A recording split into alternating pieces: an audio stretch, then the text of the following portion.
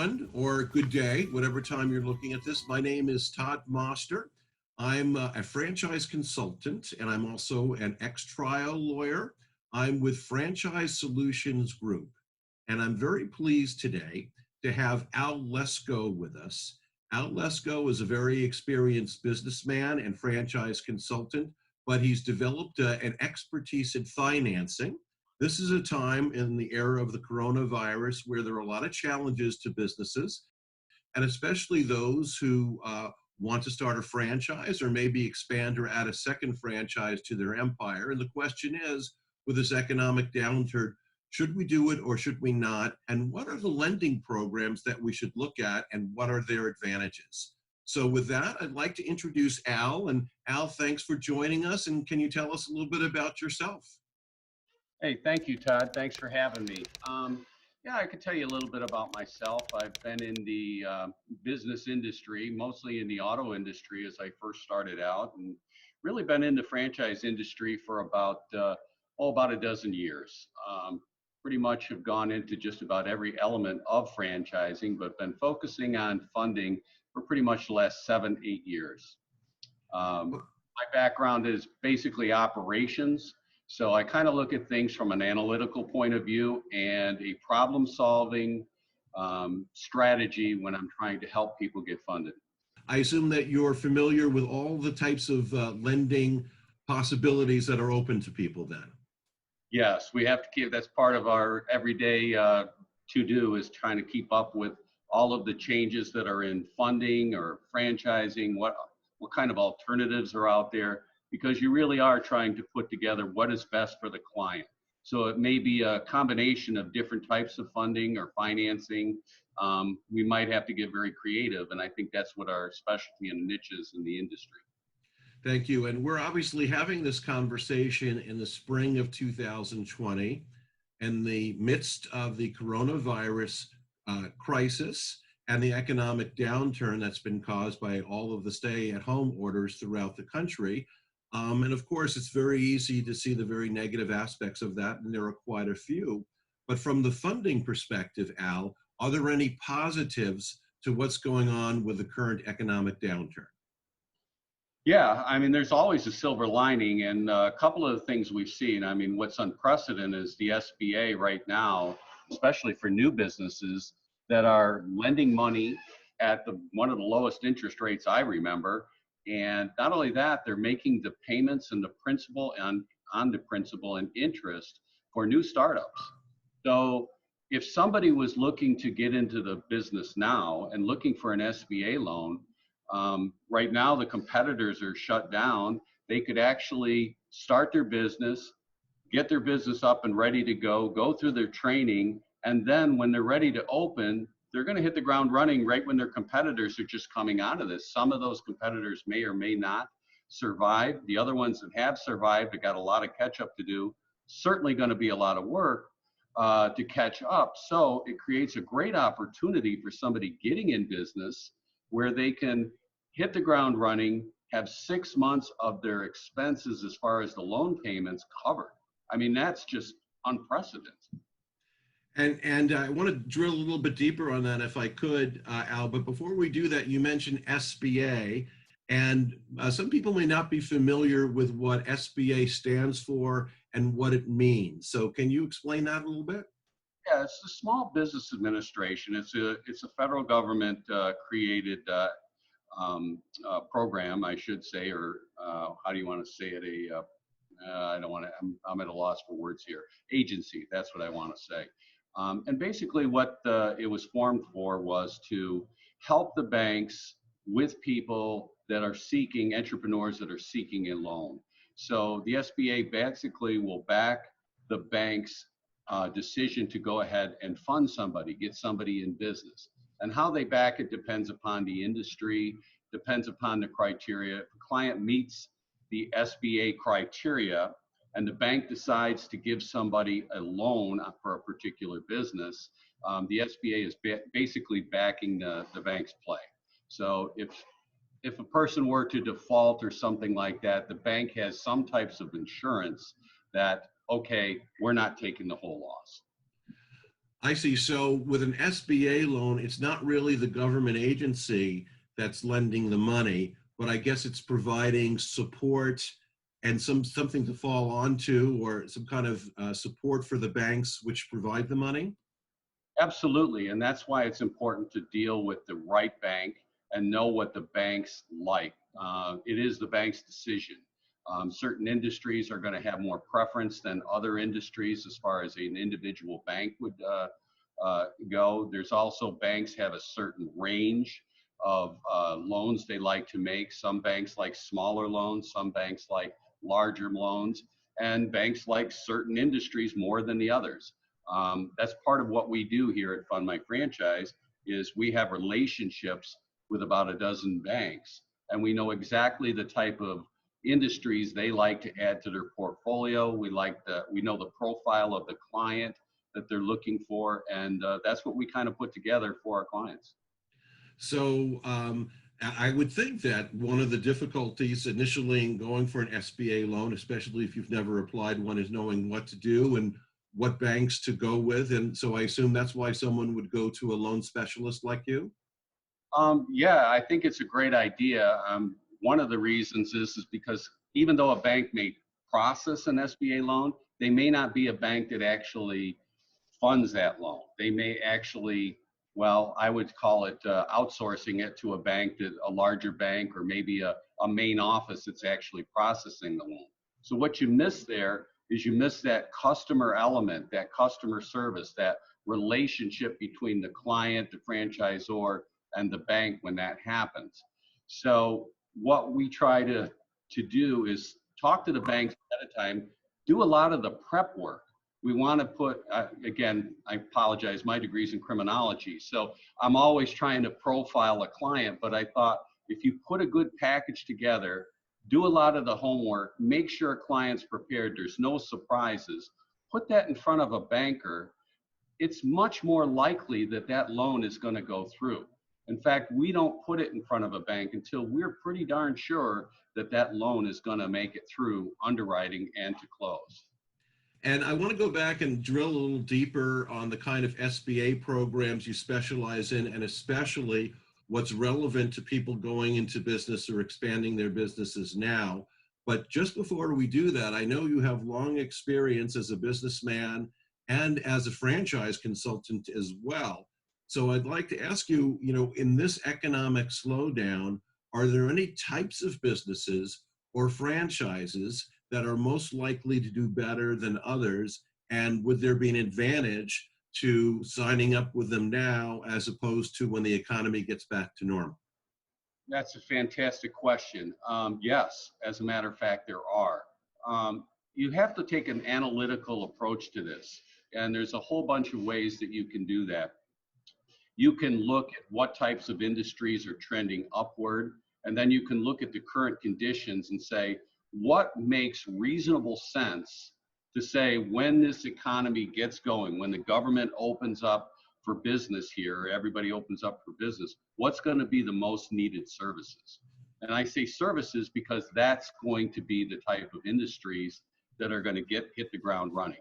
There'll be a little bit of a holdback on people seeking restaurants or big box gyms because they're going to have some catching up to do as far as having their place ready to go, the social distancing issues of it. Of course, making sure that the environment is safe. All of those things are going to put a little bit of a hold or drag on those people seeking those types of businesses. On the other hand, if you're looking at cleaning, healthcare, you're looking at senior care, construction, anything to do with facility maintenance, these type of businesses, I mean, they're going to be in huge demand coming as soon as we're open for business. I mean, those type of industries do well. And may I point out that the banks really like them. They're not carrying inventory. They have usually low startup costs. It's a cash-based business. You're not carrying receivables per se in most cases. Those are going to be in huge demand. Labs, anything to do with testing, those type of businesses are going to be in huge demand. And really, if you're thinking about it, now's the time to do that. Thanks, Al. And so that's a really helpful foundation to have now. So let's go back then to the kind of loans that you think are best suited for people right now and the advantages of them. So if you could maybe build on what you already told us in terms of what these loans provide and also what is required for someone who wants to apply for the loans. If they need to put money down, how much, or are there collateral requirements, all those types of things? Yeah, there's generally two types of loans that we see most often used in franchise funding or business funding, and that is either usually the SBA Express, which is generally from, loans. Basically, the banks like to do loans from 50 to 150,000 on that SBA Express. It usually is about 11.1% out of pocket. So let's use $100,000 for example. If somebody sought a $100,000 loan, they're going to come out of pocket about $11,111. The bank is also going to be looking for not collateral, but rather someone's ability to pay the loan while the business is ramping up and to make sure that they have some type of reserve fund. So we call that a reserve account. That could be cash, it could be stocks and bonds, it can be an IRA or 401k, which we commonly use and help people get funded. It could even be gold and silver. All the bank wants to see is that you have some type of resource that you could liquidate and make sure that you can make your payments. That's the SBA Express. It cannot be used for an existing business or businesses that require extensive build out. But it's great for the mom and pop type businesses, a man in a van type business, anything, or small office, home-based businesses. That's commonly what we're going to lean toward. The other type of loan that we commonly see is for a larger scale, in most cases, in SBA 7A. The 7A, we generally see those loans starting anywhere from 50,000 going all the way up into the millions. Those are suited for people looking to buy an existing business, which there'll probably be some opportunities coming out of this. So, people should think about that as well. But they'll be used for resale, as we call them. They'll be used for any that require build out. Any of those loans that exceed 150,000 will likely go to the SBA. Basically, the criteria is the same, but once you get over that 150,000 range, the out of pocket is probably going to be closer to 15 to 20%. It'll depend on the industry, sometimes even a little bit more if it's like a restaurant. And that's going to, there's some other variables to that. But generally, we like to use a 20-20 rule when we're talking 7As exceeding 150,000. 20 out of pocket, 20 in a reserve account. And let's say that you have a house or something for a 7A loan or even for the express loans that you were talking about. Is the bank going to insist on using the house as a security interest? Generally, no, unless the loan exceeds 300,000. Again, it's going to depend on the strength of the profile of the individual. But what we most commonly see is once the loan gets over that $300,000 range, then some type of collateral, if it's available, the banks and the SBA are going to require to get that to be pledged. Generally, from 300,000 down, it is the business itself that secures the loan, and the person. Go ahead. I'm sorry, I interrupted you there. And the personal guarantee. Okay, and can you explain what a personal guarantee is and what it's used for and when it's used?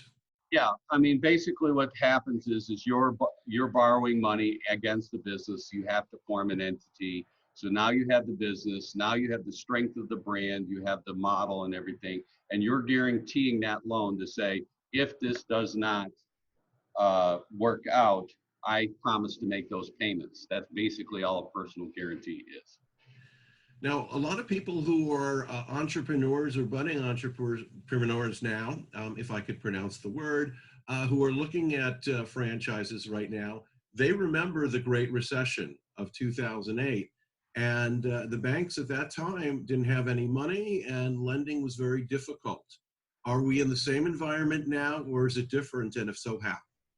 That's an absolute great question. It's funny, I got into the franchise industry back during that time. And what we commonly saw was we had to get more creative in finding ways. The banks, even though the interest rates were low, it was the banks that were in trouble and they didn't have the money and they were also being super, super regulated at that time because of that. We're not seeing that today. The banks have money. We came into this with a very, very strong economy. We'll come out of it with a very, very strong economy.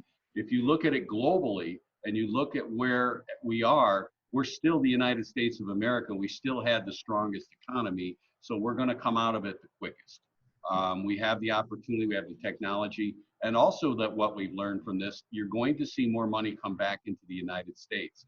Um, without getting all political and all that, you're going to see manufacturing coming into this country. You're going to see more companies bringing their money back. There's going to be incentives to do that. So it's not the same thing. The banks are lending. It's business as usual. There is a little bit of slowdown with some banks that are processing the economic disaster relief loans and the paycheck protection loans. They usually are a little bit stressed right now because they're trying to get the money out. However, there are some banks that are not participating in that and are doing business as usual for lending, SBA lending. And you just mentioned the paycheck protection loans and that type of thing. We do know that Congress recently passed the stimulus bill with other types of lending available. Um, can you compare those programs that are new versus the SBA Express loan and the 7A loans, and whether the advantage of one versus the other? Yeah. These economic disaster loans and paycheck protection loans are really for existing businesses. It's to keep them moving, keep them in business, and to protect their employees by keeping them on the payroll. Each one is a little bit different as far as what they offer. Um, Essentially, somebody that has payroll, that has people, and if they'll maintain their payroll, the Paycheck Protection Program loan is one that's hard to say, by the way, um, is really for someone that says, all right, I can show that I'm going to keep these people employed. These are my expenses. That's the part of the loan that is going to be forgiven, if you will. You will have to prove it, but that's helping businesses keep their people on the payroll and keep the business rolling. The economic disaster relief is more of a loan at a very, very low interest rate, 3.75 to 4%. Same thing on the payroll protection loan, but anything that goes through the economic disaster relief has to be paid back. On the payroll protection program loan, the payroll and expenses and medical and that type of stuff will be forgiven for a short period of time. So in other words, you kind of got to weigh out what you need. The other difference is the economic disaster relief loan is going straight through the SBA. So division of the SBA is set up just for that. Whereas the Paycheck Protection Program loan is going through the banks. And there's a little bit of a bottleneck right there. Banks have been prioritizing their clients first. Do I like that? No, I don't think that's fair, but it is what it is. Now, our company has a source where they are not prioritizing that. And it's taken us 2 weeks actually to find that, where there are some banks that say we can take on those loans. So the bottleneck is starting to, diminish and money is starting to flow. But it sounds like, say, I'm shopping for a franchise. I haven't had a franchise before, and I'm looking for the kind of franchises that you described that are very viable and active now. Say it's fixing cars, or going in and repairing homes that have been flooded, or fire damage, or that type of thing, or a handyman franchise. These are things that are always going to continue. So it sounds like the conventional loans that you've been talking about, the SBA Express loan or the 7A loans, are where they're going to go, and those are fairly easy to get if you meet the criteria these days? Absolutely, absolutely correct. 100% on target. And just real briefly, because I know there's a lot of complex factors, but if someone is watching this and they want to know, well, am I eligible for an SBA or 7A loan? What are the real basics that will help them figure out whether it's even worth contacting you? Well, let's start a couple of things. So our process is a little bit different than competitors out there. What we like to do is we like to get a soft pull credit report. It does not affect their credit in any way. I can take a look at that and I can see if there's any red flags on there that the bank may see. But generally speaking, to answer your question, they're looking at scores of about 680 or better. That's about 10% of the decision-making process. They want to make sure that they have a depth of credit history, usually 5 years. That can be anything from buying a car, student loan, buying a house, using credit cards wisely. They want to make sure that their credit card, there's no late payments, especially on student loans. So we look to make sure that there is, we try to get those cleaned up off of a credit report. They're going to want to make sure that they don't have too many hard pull inquiries. What are hard pull inquiries? That's where if somebody's going to rent a house and the utility company wants it before you turn on DirecTV or any of those. If you're buying a car, if you're buying a house, unfortunately, during the holidays, you got all these department stores that say, hey, we'll give you 20% off if you sign up for a credit card. Those are hard pulls. And it's most important that people pay attention to that. I highly recommend that they sign up for a credit checking program where they can look at their credit monthly. It's worth the money because there's a lot of things that end up on credit reports that shouldn't be there. The other thing they're looking for, of course, as we've already discussed, is, what is their financial strength? Do they have some money in reserve? Do they have enough for the down payment? And generally, that's about the basics right there of what we're looking for. The debt to income ratio. There's some other variables that help, but aren't necessarily deal breakers. If they have income coming into the home, and you can count total household income. So if one spouse or one significant other isn't working, but the other one is, that can be counted. Both incomes do count. People looking at franchises may every once in a while come across the term SBA approved. Can you tell us what that means and how that can be useful for someone seeking financing? Well, yes, there's what they call the SBA registry for franchises and business. Essentially what that is the franchise has submitted information to the SBA and it meets the criteria of what their standards are for a business that the SBA is willing to back for the bank. That's called the SBA registry. Now, there are some criteria on there where you might have a very, very good franchise, but they may not meet the criteria of an SBA. That's where we would have to seek some private funding or some private investors to help the client. And that was you've given us a lot of great information in a short period of time, Al, but I think that's where I'd like to end is let's say that somebody already has an SBA loan, or they may not qualify for an SBA loan. So what are the additional or substitute type programs that are available to them? Sure. Our company does the 401k IRA rollover. We can use that in combination with an SBA loan. There is no tax penalty for that.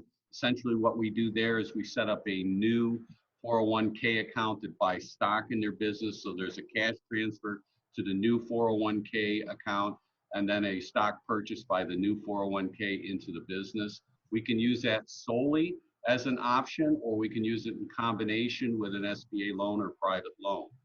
The other thing there are smaller for, I would say, in that range of $50,000 to $100,000, there are some private loans. If someone has, let's say, good credit, but they don't have a lot of capital, we'll seek to look to do that and see if we can get them, some type of funding, piece together maybe $50,000 to $75,000 to $100,000 in available funds at fairly good interest rates, again, depending on their credit profile.